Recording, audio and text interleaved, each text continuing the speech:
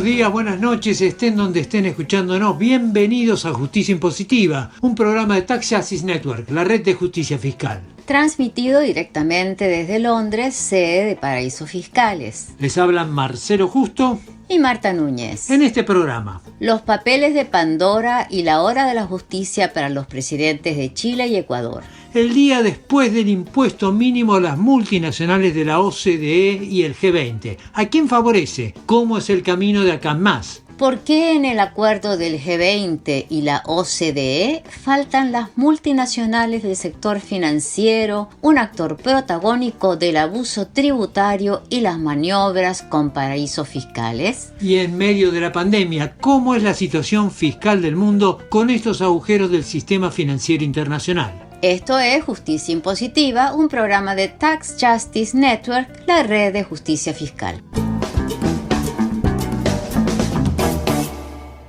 Desde octubre, las revelaciones de los papeles de Pandora tienen contra las cuerdas a varios presidentes de América Latina, que parecerían formar parte de la misma familia. Sebastián Piñera de Chile, el ecuatoriano Guillermo Lasso, el dominicano Luis Abinader y una miríada de expresidentes, Horacio Cartés del Paraguay, Pedro Kuczynski del Perú, el hondureño Porfirio Lobo, el panameño Ricardo Martinelli, el argentino Mauricio Macri, todos pertenecen a la derecha neoliberal más recalcitrante. Todos han acumulado grandes fortunas con métodos dudosos, todos tienen una inclinación irresistible a la evasión y elusión tributaria, todos quieren afianzar y expandir este poder económico a través del ejercicio directo del poder político. En los papeles de Pandora, presentados por el Consorcio Internacional de Periodistas de Investigación, quedaron retratados, igual que habían quedado retratados en otras denuncias históricas como los papeles de Panamá o los papeles del Paraíso. Hasta hace poco el escándalo que producían estas revelaciones no pasaba de un pasajero revuelo público y mediático. Pero con la pandemia y con tanto abuso, impunidad y crisis fiscal,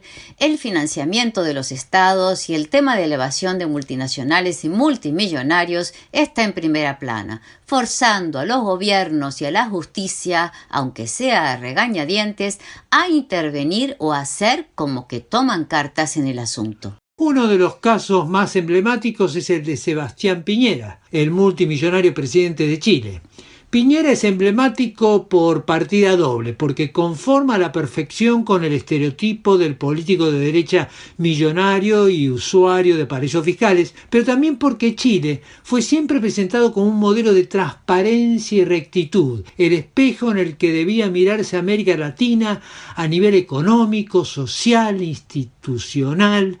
Y de golpe resulta que no, que ha sido toda una gigantesca pantomima. Este 19 de diciembre es la segunda vuelta de las elecciones presidenciales, el balotaje entre los dos candidatos más votados, y ni el presidente Piñera ni sus delfines pasaron la prueba de la primera vuelta. Sí hay un candidato de ultraderecha, el ultrapinochetista Juan Antonio Kast, que salió primero en la primera ronda con un 27% de los votos, que se enfrentará a uno de los candidatos de izquierda, Gabriel Boric, que obtuvo casi el 26%. Pero más allá del resultado de la segunda vuelta electoral, que desconocemos a la hora de grabar este programa, el pueblo chileno votó en octubre por más del 80% a favor de cambiar la constitución pinochetista. Se podría decir que en Chile se respiran aires de renovación profunda y al mismo tiempo de miedo y rechazo troglodita al posible cambio. El resultado es un país dividido. Mientras tanto, las denuncias de los papeles de Pandora contra el presidente Sebastián Piñera están siendo investigadas por la Fiscalía en un caso que retrata a la élite económica chilena, particularmente cuando además de tener las riendas del dinero, consigue el poder político. El caso de la compra-venta de un megaproyecto minero del presidente Piñera a un íntimo amigo suyo, operación efectuada en el paraíso fiscal de las Islas Vírgenes Británicas. El presidente negó categóricamente las denuncias, pero el escándalo abrió la posibilidad de una resolución institucional, es decir, a través del Poder Judicial. Esto es lo que le explicó a Justicia Impositiva desde Santiago de Chile el miembro de ICRIT, la Comisión Internacional por la Reforma del Impuesto Corporativo Internacional, Ricardo Martner.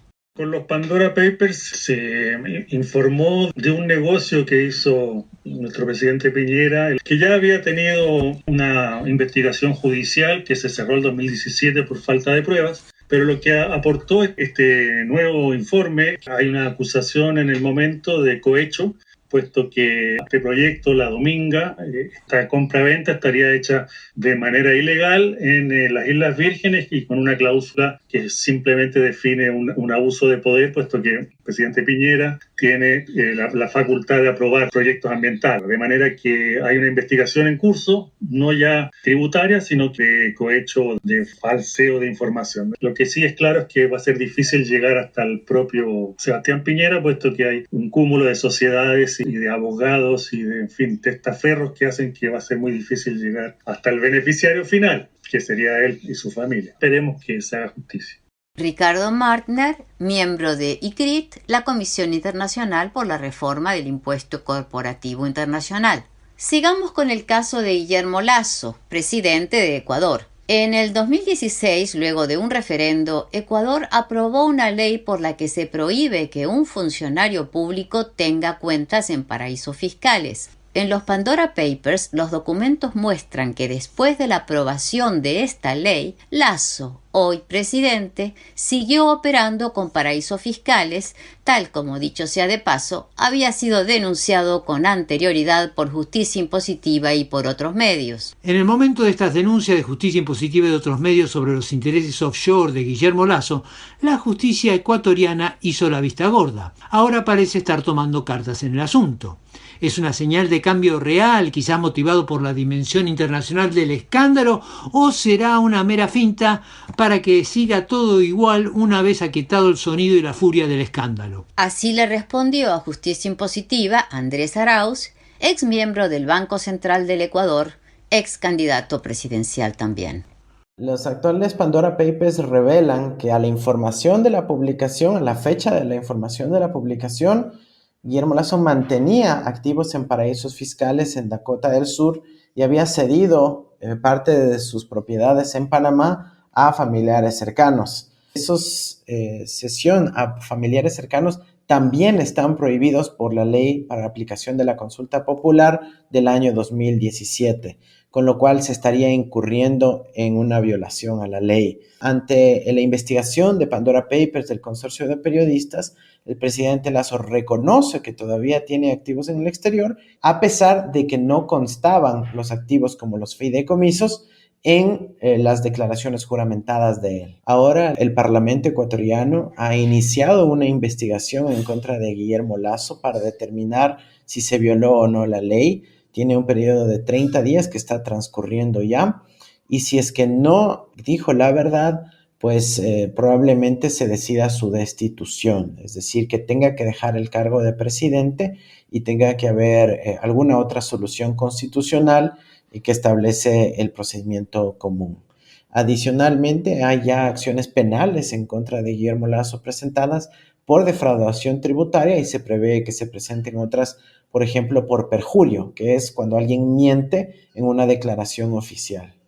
Estos son los casos más salientes, como decíamos, pero la práctica se extiende a toda América Latina y desde ya que no se limita a los políticos. Como dice el proverbio inglés, "It takes two to tango", se necesitan dos, tanto para bailar el tango como para el delito de la corrupción. Los empresarios, los banqueros, los contadores y abogados son la pareja de este baile siniestro del abuso fiscal que destruye la salud y la educación pública, la seguridad y la justicia por la vía del desfinanciamiento. Andrés Arauz comenta la situación de este tango de la corrupción latinoamericana. ¿Por qué los servidores públicos no deben tener recursos offshore en paraísos fiscales?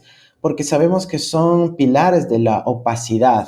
Es ahí donde se esconden las posibles transacciones oscuras vinculadas a la corrupción, a malos manejos, a conflicto de interés, a ocultamiento de patrimonio y cómo esto afecta al desarrollo y al desenvolvimiento de un país. Ese es un primer paso. Segundo, tomar conciencia que las élites oligárquicas que tienen esos recursos en el exterior, especialmente de América Latina, van a utilizar la fuerza, la represión, el lawfare para minimizar cualquier investigación que se lleve a cabo.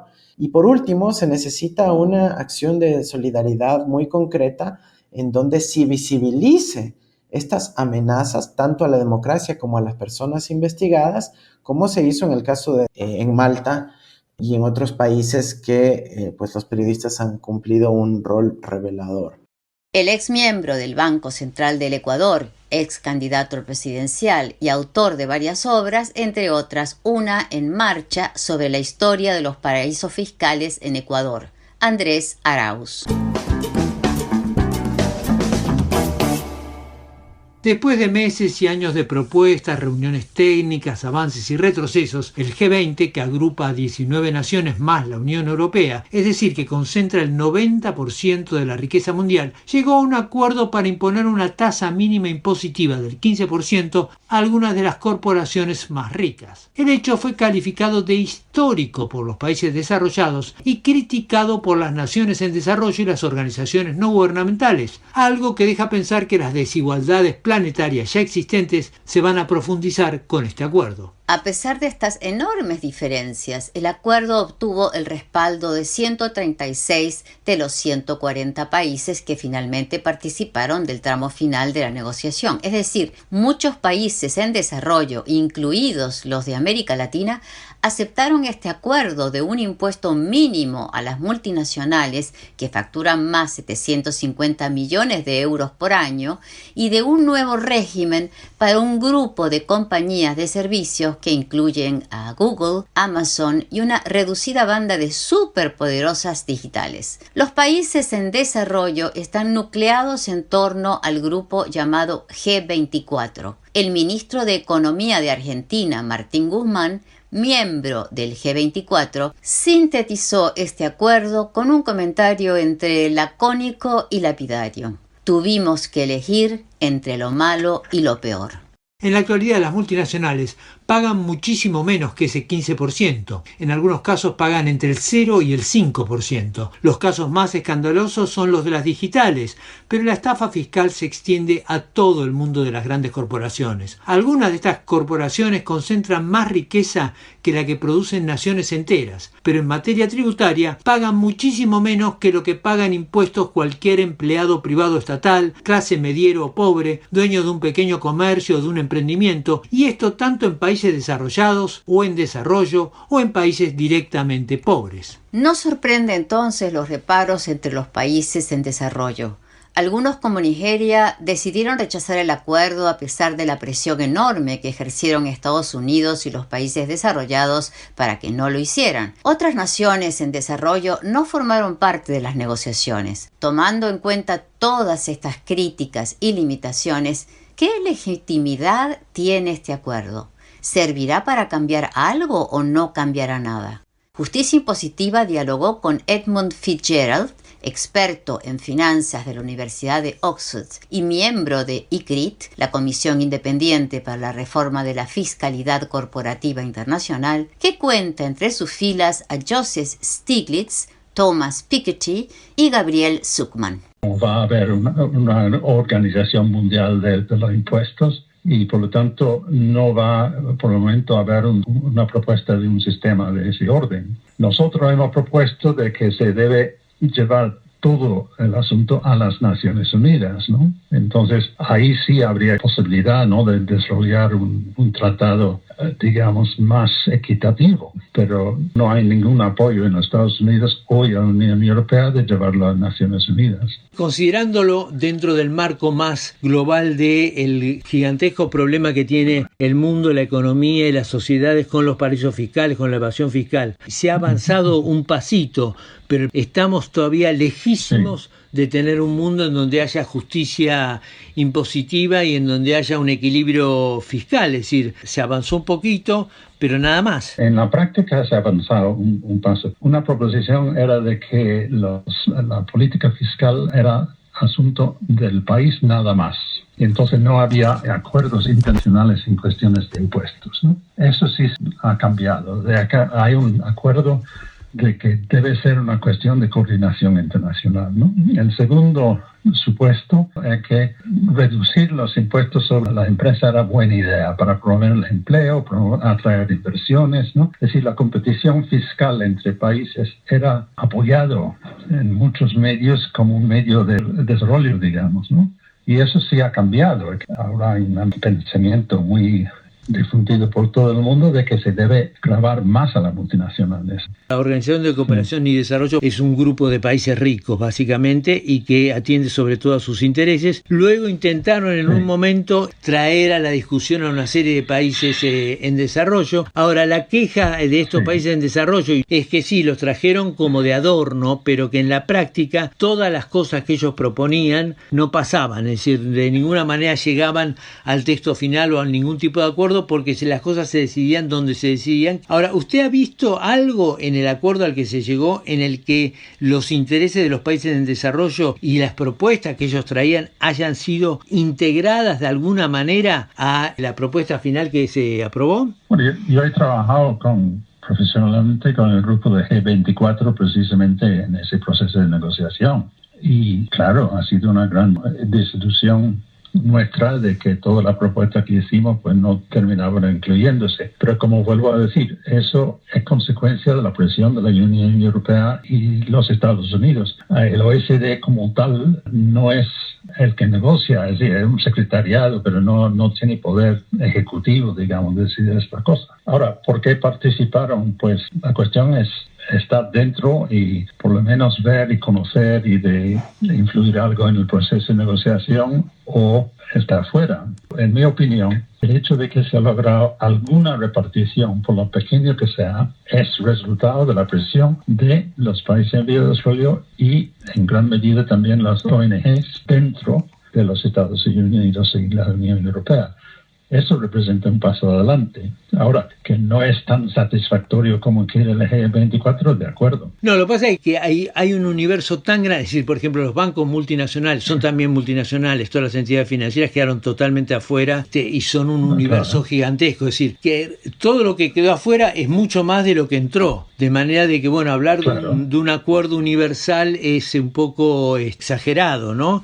Estamos en un acuerdo muy parcial, un punto inicial muy insuficiente, mucho más favorable para los países desarrollados que los países en desarrollo, y que, bueno, los países en desarrollo sacan una tajadita y por lo menos se avanza un poco en la idea de algunos principios universales, ¿no? Pero, ¿cuánto nos va a faltar para dar un avance un poco más grande?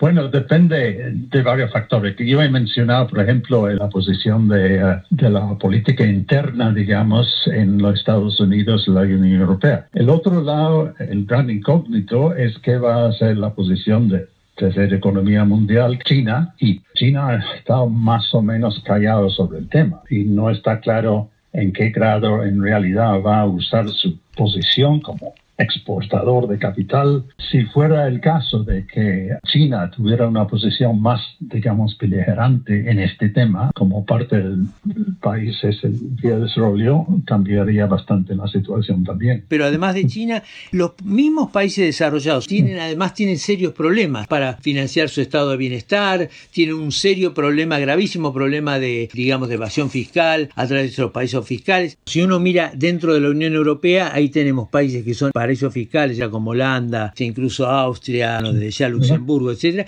y países que son netamente perjudicados, como son España, Italia, etcétera. De manera que hay contradicciones internas fuertes y el acuerdo es también insuficiente para los países desarrollados. Que sea tan insuficiente también para los países desarrollados puede ser también un motor para que haya un nuevo cambio, para que haya nuevas posibilidades de mejorar esta fórmula actual que es insuficiente para todos, en especial para los países en desarrollo, pero también para los países desarrollados. Yo creo que sí. Parte del proceso va a ser de las presiones fiscales internas en los países desarrollados, pero también el cambio ideológico, que ha sido importante. Edmund Fitzgerald, de ICRIT, la Comisión Independiente para la Reforma de la Fiscalidad Corporativa Internacional. Uno de los más flagrantes agujeros del acuerdo sobre multinacionales del G20, anunciado a fines de octubre, es que no figuran los bancos, a pesar de que son uno de los sectores multinacionales de mayor facturación y peso en la economía mundial. Hay 28 grandes bancos en el mundo que concentran el 90% de los activos financieros, que manejan el mundo del crédito, que manejan el mercado cambiario y los productos tóxicos financieros que provocaron crisis sistémicas a nivel global como la de 2008. Estos bancos son fundamentales en el circuito de los paraísos fiscales y la evasión global. Manejan las carteras de inversiones y los fondos de muchos clientes. Tienen sucursales en paraísos fiscales para procesar las transferencias de fondos y la evasión fiscal. Y además, los impuestos que los mismos bancos pagan al fisco están muy por debajo de lo que deberían pagar. Y sin embargo, el G20 y la OCDE no los incluyeron en un acuerdo que calificaron de histórico. La amenaza del Reino Unido de retirarse de las negociaciones fue decisiva para que los bancos no fueran incluidos en el acuerdo. Los bancos tienen unidades específicas que manejan la fuga del dinero a paraísos fiscales. Sucede en todo el mundo. En América Latina se hacen una fiesta. Justicia Impositiva dialogó con Hernán Arbizu, financista, ex jefe de una de estas unidades para el JP Morgan Chase en América del Sur, cuya misión era captar activos de argentinos para sacarlos del país, depositarlos en paraísos fiscales y que no pagaran impuestos. En el 2008, a meses del estallido financiero, el JP Morgan Chase le puso como meta a Arbizu que extrajera $150 millones de nuevos activos en Argentina para fugarlos a paraísos fiscales. Según Arbizu, todos los bancos están en este negocio. Los bancos son el actor principal de este problema porque se confunde el lugar donde están radicadas las sociedades offshore con que el dinero está bancarizado en esos países. Por ejemplo, cuando se habla de una sociedad en Belice, es decir, se cree que el dinero está efectivamente en Belice.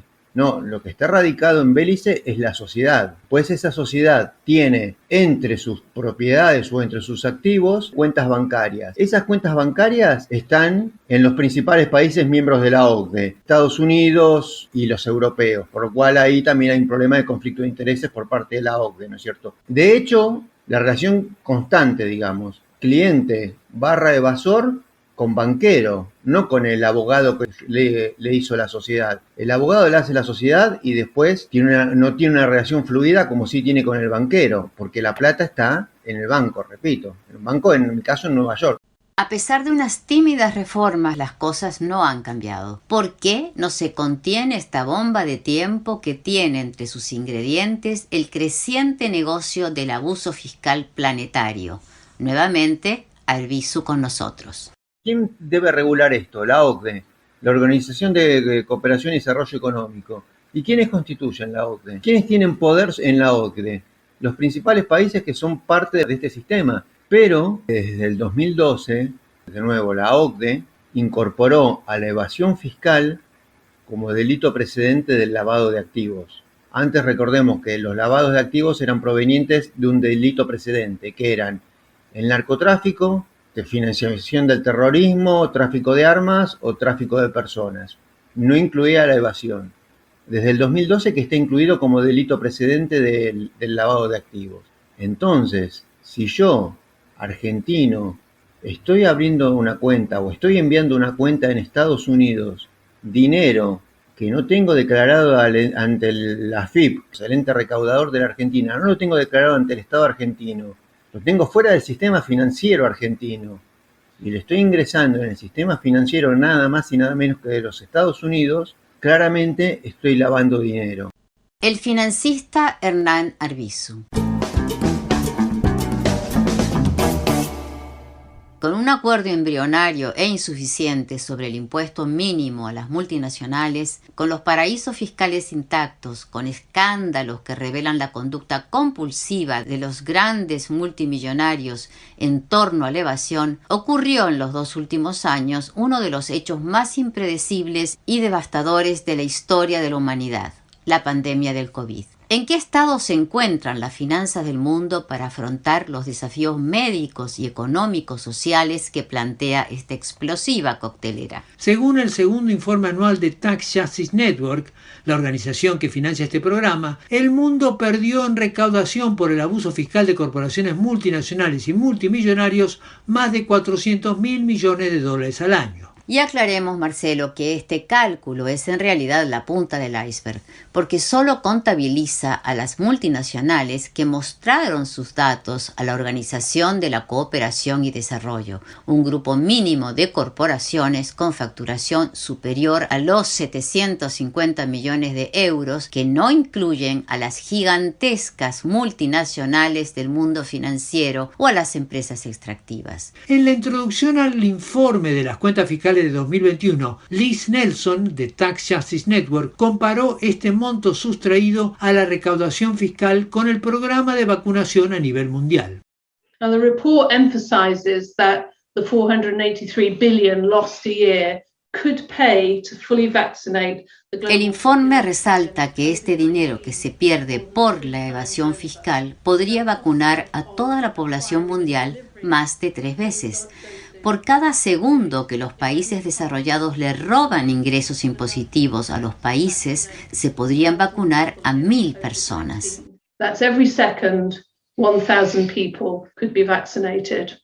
Esta desigualdad se refleja en la escandalosa desigualdad de vacunación en países desarrollados y en desarrollo, que como vemos con la aparición de Omicron, esta nueva variante mucho más contagiosa del COVID que se originó en el sur del planeta, está afectando a todo el mundo, incluso a países desarrollados que acapararon la mayor parte de la vacunación a nivel mundial. En América Latina, varios países se vieron desbordados durante esta pandemia de la peor manera, no pudiendo atender a los pacientes que se morían en las calles porque no había camas, ni enfermeros, ni médicos suficientes. En la conferencia de presentación de este estado anual de las cuentas fiscales del 2021 de la Tax Justice Network, Rodolfo Bejarano detalló la situación y las medidas que algunos países de la región están contemplando para empezar a lidiar con la crisis sanitaria, económica y social. Tenemos problemas de baja presión tributaria, tenemos problemas de una alta regresividad de nuestros sistemas tributarios,